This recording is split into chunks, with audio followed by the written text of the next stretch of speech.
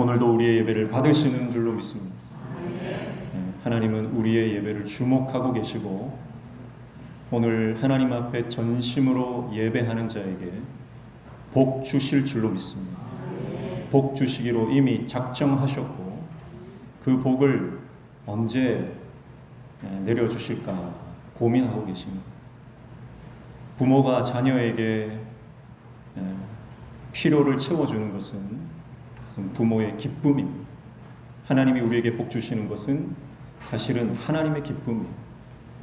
그래서 오늘도 복 중에 가장 큰 복인 예수님을 믿고 하나님의 자녀로 살아가는 놀라운 하늘의 은총을 경험하시기를 축복하고, 또 하나님 은혜 안에 거할 때에 우리 안에 있는 모든 문제들이 해결되고 풀려지고 열려지는 은혜가 있기를 축복합니다. 오늘은 맥주 감사주일입니다. 우리가 절기 때마다 이 절기로서 우리가 주일을 지키고 있는데, 맥주 감사주일은 지난 반년을 하나님께서 지켜주신 그 은혜를 기억하면서 또 남은 반년의 시간을 믿음으로 살겠다 결단하는 시간인 것이죠. 오늘 맥주 감사주일을 우리 올 한 해의 하반기를 시작하면서 오늘 믿음의 새로운 결단과 각오가 우리 안에 일어나기를 축복합니다. 지난 반년을 돌아오면서 원망하고 불평했던 것들이 있다면 오늘 다 십자가에 다 내려놓고 오늘 감사와 기쁨을 선택하는 하나님의 종들 되시기를 주님의 이름으로 축복합니다.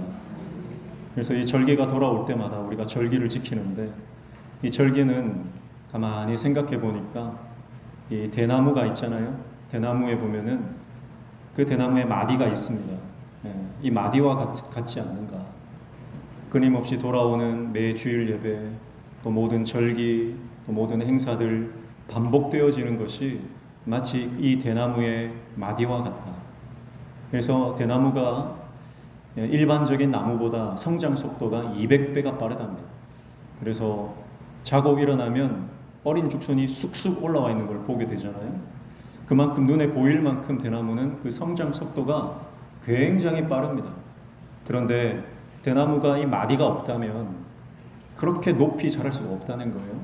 마디가 있기 때문에 한 단계 더 올라가고, 또 마디가 있기 때문에 그 높은 성장을 이룰 수가 있다. 그래서 대나무가 부러지지 않고 올곧게 자라는 것은 바로 이 마디가 있기 때문이다. 그렇게 말합니다. 대나무가 마디를 만드는 시간에는요, 성장을 멈춘다고 합니다. 끊임없이 자라다가 마디를 만들 때만큼은 성장을 잠시 멈추고 자기 안에 집중하는 거예요. 그래서 이 자신의 밀도를 높이는 작업을 하는 겁니다. 그래서 그 마디가 생성되면 다시 높이 올라갈 수 있는 성장점이 된다. 그렇게 이야기를 합니다.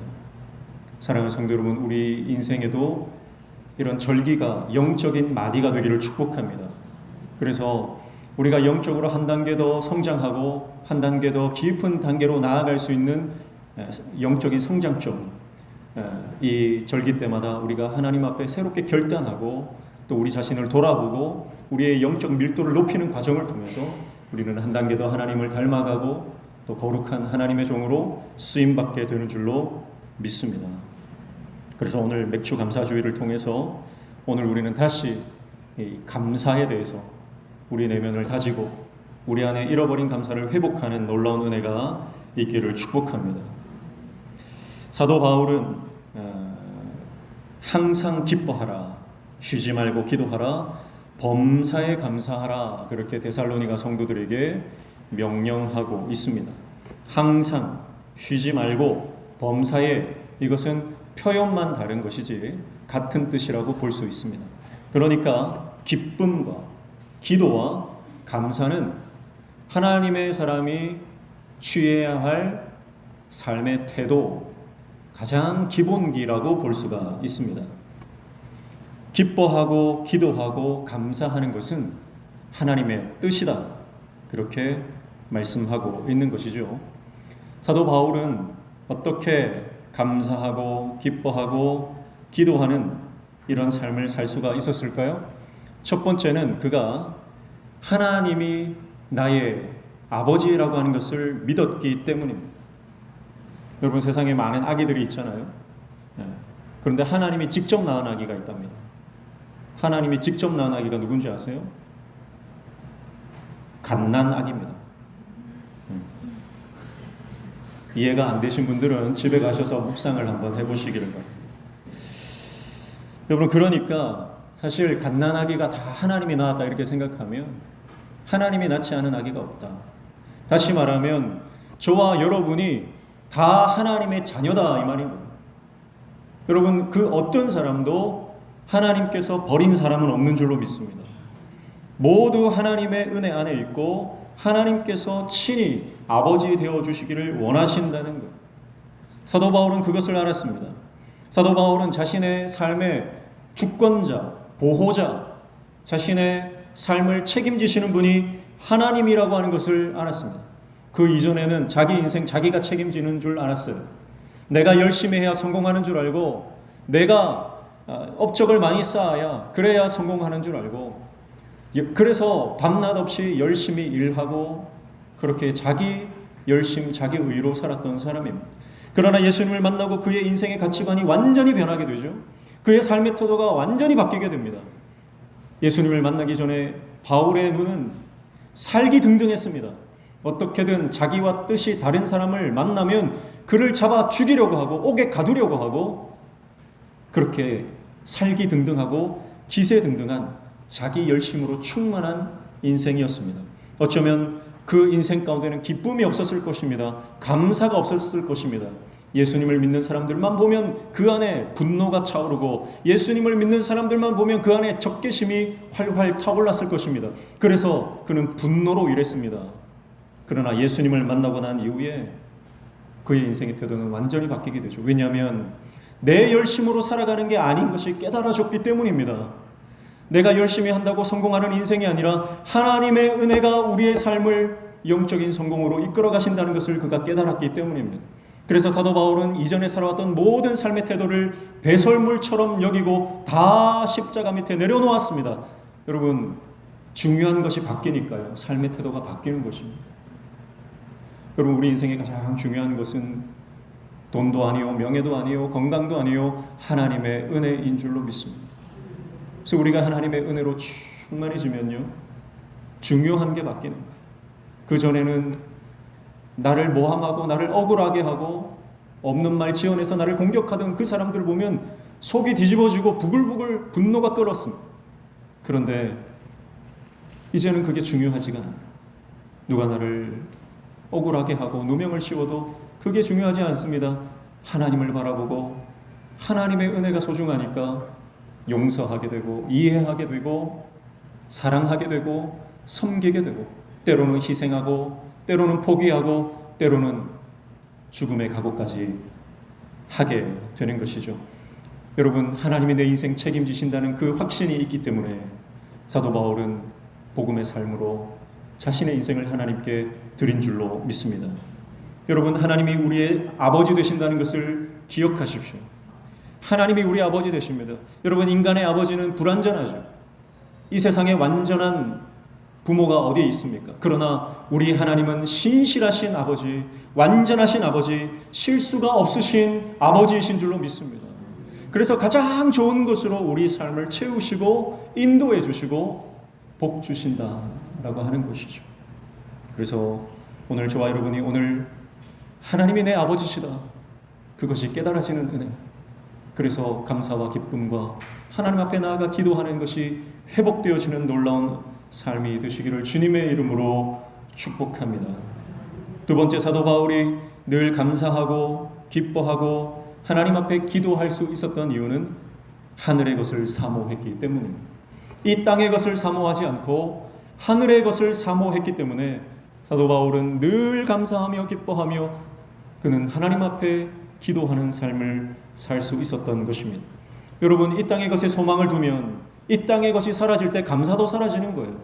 나는 건강하니까, 나는 잘 나가니까, 나는 재정이 넉넉하니까, 나는 사람들에게 인정받으니까, 그래서 감사하는 사람은요, 그 감사의 조건이 사라지는 순간 더 이상 감사할 수가 없습니다.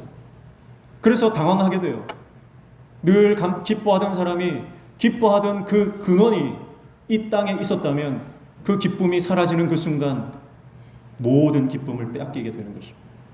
그러나 우리의 감사와 기쁨의 제목을 하나님 나라에 두면, 여러분, 하나님 나라는 변하지 않는 것입니다. 하나님 나라는 영원한 것입니다. 하나님 나라는 절대 변하지 않는 것이기 때문에 하나님 나라의 소망을 두고 하나님을 바라보는 자에게는 세상이 그 기쁨과 감사를 빼앗을 수 없는 줄로 믿습니다. 빼앗기지 않는 하늘의 기쁨을 소유한 하나님의 백성들 되시기를 축복합니다. 그래서 우리는 이 땅의 것에 너무 많은 소망을 두고 삽니다. 특히 우리 자식들에게 소망을 두고. 여러분, 자식이 우리의 소망이 아니에요. 자식이라고 하는 존재는 하나님께서 우리에게 잠시 위탁하신, 잠시 맡기신 우리 자녀를 하나님께서 나를 통해서 하나님의 자녀로 키워내라고 잠시 거쳐가는 존재로 만든 거예요. 그런데 우리는 자식에게 너무 소망을 두고, 남편이나 아내에게 소망을 두고 이 세상 사람에게 의지하며 살아간다면, 여러분, 사람은 쉽게 변하는 것입니다. 사람은 언제 변할지 모릅니다. 그러나 우리 주님은 변하지 않는 줄로 믿습니다. 그래서 우리가 하나님 바라보며 하늘의 것을 사모하며 이 땅의 것에 소망을 두지 않고 표대를 향해 믿음으로 달려나아갈 때에 우리는 이 세상이 줄 수 없는 놀라운 감사와 기쁨과 평안을 누리며 살아가는 인생이 될 줄로 믿습니다. 믿음의 많은 사람들을 보면 정말 아픈 가운데서도 주님 앞에 감사하는 것을 봅니다. 정말 어떻게 저 상황 가운데 예수님을 부인하지 않고 끝까지 믿음을 지키며 저렇게 살 수 있을까? 그런 분들이 얼마나 많아죠. 저는 우리 교회 성도들을 봐도요, 정말 육신이 여러 가지로 힘들고 아프고 또 여러 가지 문제로 인해서 참 말할 수 없는 고통 가운데 계신 분들이 있음에도 불구하고 그분들이 믿음으로 끝까지 주님 바라보는 거 보면요, 이게 정말 복이구나, 이게 하나님 주시는 큰 은혜구나 라고 하는 것을 느끼게 됩니다. 사랑하는 성도 여러분, 이 땅의 것이 아니라 하늘의 것을 바라보며 늘 감사와 기쁨을 잃지 않는 하나님의 백성 되시기를 주님의 이름으로 축복합니다. 세 번째, 바울이 늘 감사할 수 있었던 것은 바로 그것이 하나님의 뜻이었기 때문입니다. 제가 얼마 전에도 말씀드렸지만 기뻐하고 기도하고 감사하는 것은, 여러분, 이것은 하나님의 뜻입니다. 18절 다시 한번 보십시오. 범사에 감사라, 이것이 그리스도 예수 안에서 너희를 향하신 하나님의 뜻이니라, 그렇게 말씀하고 있습니다. 하나님의 뜻이란 게 뭡니까? 그것은 하나님의 의지라고 하는 거예요. 그러니까 하나님께서 너희가 감사하지 않으면 내가 벌을 내리겠다, 그런 뜻으로 이 말씀하시는 게 아니고, 너희가 감사할 수 없는 상황에도 내가 감사할 수 있는 상황으로 역전시켜 주겠다, 이것이 내 의지다. 너희가 기뻐할 수 없는 상황에 있다 하더라도 내가 기뻐하는 상황으로 내가 곧 역전시켜 줄 것이다, 그것이 나의 의지다, 그렇게 말씀하는 것입니다. 도저히 힘들고 어려워서 마음이 지치고 상해서 낙담이 되어서 기도할 수 없는 상황에도 기도할 수 있는 믿음을 내가 허락해 주겠다, 그것이 나의 의지다, 그렇게 하나님께서 말씀하는 것입니다. 여러분, 사람이 항상 기뻐하고 기도하고 감사하는 것, 인간의 힘으로는 불가능한 것입니다. 그러나 하나님의 의지가, 하나님의 뜻이, 하나님의 열심이 우리를 기도의 사람으로 바꾸어 주실 줄로 믿습니다. 기쁨의 사람으로 바꾸어 주실 줄로 믿습니다. 감사의 사람으로 하나님이 우리를 빚어 가는 것입니다. 그러니까 내가 할 수 있는 게 아니에요. 그래서 우리는 예수 그리스도 안에 거하기만 하면 됩니다. 주님 안에 거하기만 하면 하나님께서 우리를 하나님의 사람으로 빚어 가시는 것입니다. 사랑하는 성도 여러분, 그러므로 늘 주님과 소통하고 늘 주님과 연결되고 늘 주님과 함께 동행하는 삶을 살아가시기를 축복합니다. 그러기 위해서 단서를 몇 가지 달고 있는데요, 19절과 20절을 보십시오.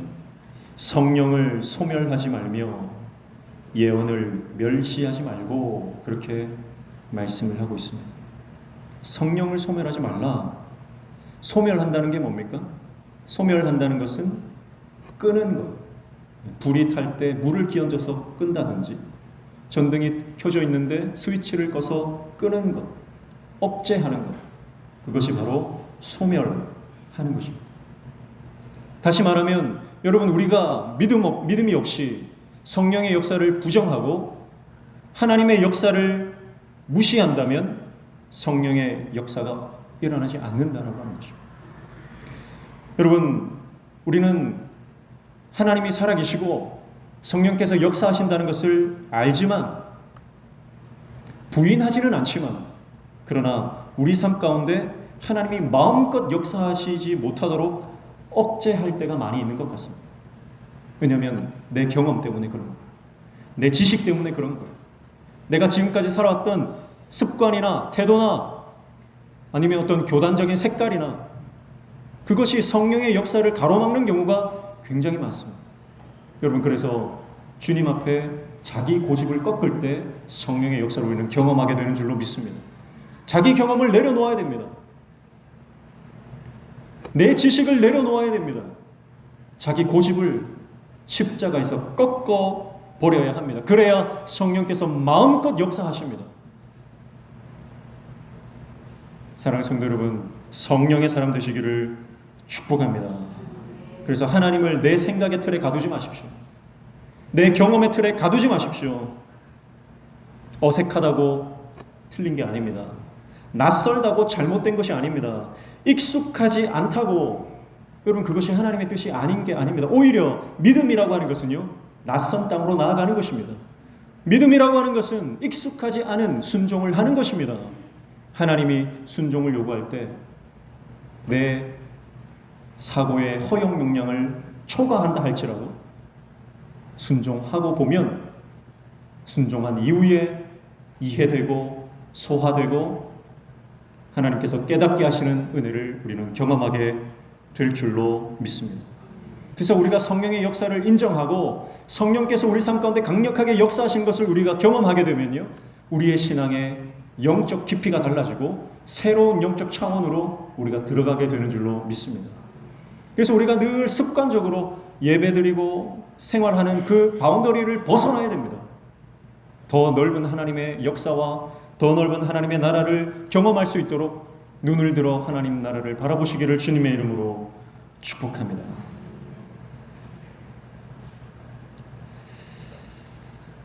그리고 예언을 멸시하지 말라, 그렇게 말씀하고 있습니다. 멸시한다는 것은 원어적으로 보면 내가 그 위에 올라가는 것을 말하는 거예요. 그러니까 하나님의 말씀보다 내가 위에 올라간다, 이게 예언을 멸시하는 거예요. 예언이라고 하는 것은 하나님의 말씀을 말하는 것인데요, 여러분, 어떤 분들은요, 내가 신앙생활 오래 했고 내가 목사고 내가 장로고 내가 모태신앙이고 그래서 말씀보다 자기의 생각을 더 높이 두는 경우가 있습니다. 그게 멸시하는 거예요. 멸시가 다른 게 아니고, 여러분, 하나님의 말씀을 내 생각보다 밑에 두면 그것은 하나님의 말씀을 멸시하는 것이 되는 것입니다. 사랑하는 성도 여러분, 어떤 경우라도 하나님의 말씀이 가장 위대한 진리요, 기준이요, 가치인 줄로 믿습니다. 그래서 항상 말씀을 따라가셔야 됩니다. 어떤 권위 있는 사람의 말이 들려온다 할지라도, 아무리 여론이, 대세가, 수많은 사람들이 그렇게 말한다 할지라도 우리는 말씀을 따라가야 되는 거예요. 말씀을 따라가면 승리하는 줄로 믿습니다. 우리 가정에 여러 가지 어려운 문제가 닥칠 때에 여러분, 말씀 앞에 나아가 하나님의 뜻을 구하셔야 됩니다. 전문가, 솔루션 이런 거 찾지 마시고요. 그거는 하나님께 기도하고 난 이후에 그 다음 차례로 가는 거예요. 내가 하나님의 말씀을 제쳐두고 전문가를 찾아가고 권위자를 찾아가고, 그것이 바로 예언을 멸시하는 모습이라고 하는 것입니다. 어떤 분들은 중요한 문제가 닥치면 점집을 찾아간다고 그래요. 이번에 장로 선거, 권사 선거, 집사 선거가 있는데 내가 되겠느냐 점쟁이한테 물어본다 그래요. 점쟁이들이, 기독교인들이 많이 찾아온답니다. 여러분, 그것은 하나님을 욕보이는 것입니다. 하나님의 백성이 하나님의 말씀 앞에 나아가지 않고 세상 사람들에게 찾아가서 무릎 꿇고 귀를 기울이는 그것은 하나님을 멸시하는 것입니다. 사랑하는 성도 여러분, 내 생각보다, 내 경험보다, 내 지식보다, 내 주장보다 하나님의 말씀, 진리의 말씀을 따라가고 그 말씀에 순종하는 저와 여러분 되시기를 주님의 이름으로 축복합니다. 그래서 말씀이 우리 인생의 기준이 되고 가치가 되니까 기뻐할 수 있는 거예요. 감사할 수 있는 거예요. 어떤 상황이든 주님 앞에 나아가 부르짖어 기도할 수 있는 것입니다. 왜냐하면 말씀이 내 삶의 기준이니까. 말씀이 내 삶의 기준. 21절과 22절에 보면 이렇게 말씀합니다. 범사에 헤아려 좋은 것을 취하고 악은 어떤 모양이라도 버리라. 그렇게 말씀하고 있습니다. 범사에 헤아려. 헤아린다라고 하는 것은 분별한다는 거예요. 여러분, 하나님의 말씀을 우리가 삶의 기준으로 삼고 살아가면 항상 고민합니다. 여러분, 고민이 없는 신앙은 신앙이 아닙니다. 이것이 하나님의 뜻인지 아닌지 여러분 항상 고민하셔야 됩니다. 익숙한 것을 선택하지 말고 고민하고 하나님의 뜻을 선택해야 합니다. 범사에 헤아리라고 했습니다. 모든 것을 분별하고 모든 것을 검증하는 삶을 살아가라고 하는 말씀이에요. 그래서 누가 무슨 얘기를 해도 이것이 하나님의 뜻인지 아닌지, 심지어는 설교를 들어도요, 이것이 정말 하나님의 뜻인지 아닌지 우리는 묵상하고 분별할 수 있어야 합니다. 베레아에 있는 성도들은 그 마음이 신사적이어서 하나님의 말씀이 과연 그러한가 주야로 상고했다, 묵상했다, 분별했다, 고민했다, 그렇게 말씀하고 있습니다. 사랑하는 성도 여러분, 습관대로 우리가 신앙생활하는 것이 아니라 우리의 인생을 타성에 젖어 그저 살아가던 대로, 지금까지 살아오던 대로 그렇게 살아가는 것이 아니라 범사의 모든 일에 성령께서 주시는 지혜로 분별하여 검증하는 인생으로 살아가시기를 주님의 이름으로 축복합니다. 자, 이것은 무슨 말이냐면 인생은 선택의 연속이다라는 말이에요. 그러니까 어떤 일을 만나든지 선택하라는 겁니다. 뭘 선택하라는 거예요? 원망과 불평과 절망과 한숨이 있고 반대편에는 감사와 기쁨과 기도가 있습니다. 뭘 선택할 것인가? 범사에 분별하라. 그렇게 말씀하고 있는 거예요. 사랑하는 성도 여러분, 무슨 일을 만나든 원망이 아니라 감사를 선택하는 저와 여러분 되시기를 축복합니다. 어떤 문제를 만나도 불평하는 것이 아니라 하나님께 기도하는 저와 여러분 되시기를 축복합니다. 어떤 난관을 만나고 역경을 만나든지 절망하고 좌절하는 것이 아니라 하나님 안에서 기뻐하는 믿음의 결단과 선택을 하시기를 축복합니다. 여러분, 그 작은 선택 하나하나가 모여서 우리의 태도가 되고 습관이 되고 우리의 삶의 모든 것을 결정하게 되는 것입니다. 그래서 범사에 헤아려 좋은 것을 취하고 선택하라는 것, 그리고 악은 어떤 모양이라도 버리라, 그렇게 말씀합니다. 여러분, 하나님께서 기뻐하지 않는 것이 있다면 그것을 다 쓰레기통에 넣으시기를 축복합니다. 그래야 기뻐할 수 있습니다. 여러분, 하나님이 기뻐하지 않는 것들은 죄 아닙니까? 그 죄를 내가 가지고 있으면요, 기쁨이 사라집니다. 이 죄를 언제 들킬까? 두려운 마음이 있어요. 우리는 다 영적인 존재이기 때문에 죄를 짓고서 두 발 벗고 잘 사람이 아무도 없습니다. 여러분, 하나님이 기뻐하지 않는 죄를 짓고 있으면 내 마음의 평강이 사라집니다. 그래서 정말 이것이 하나님의 뜻인가? 아니면 하나님이 기뻐하지 않는 것인가? 여러분, 사실 우리 양심이 아는 거예요. 그래서 하나님 말씀 앞에서 우리가 고민하고 믿음의 선택을 할 때 하나님 기뻐하지 않는 죄악의 모습이 있다면 과감하게 그것을 제거하고 영적인 가지치기 하는 저와 여러분 되시기를 주님의 이름으로 축복합니다. 그때 기쁨이 몰려옵니다. 세상의 것을 취할 때는요, 순간적인 쾌락이 찾아오죠.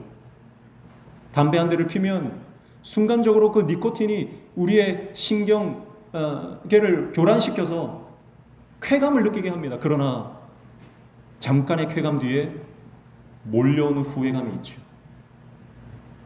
우리가 술을 한잔하면 알딸딸해지고 몽롱해지고 기쁨이 순간적으로 쾌락이 찾아옵니다.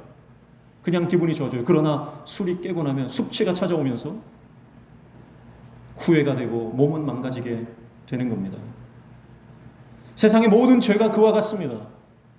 여러분, 죄를 취할 때는 잠시 쾌락이 있습니다. 그러나 그 이후에는 하나님이 주시는 하늘의 평강이 싹 사라져버리는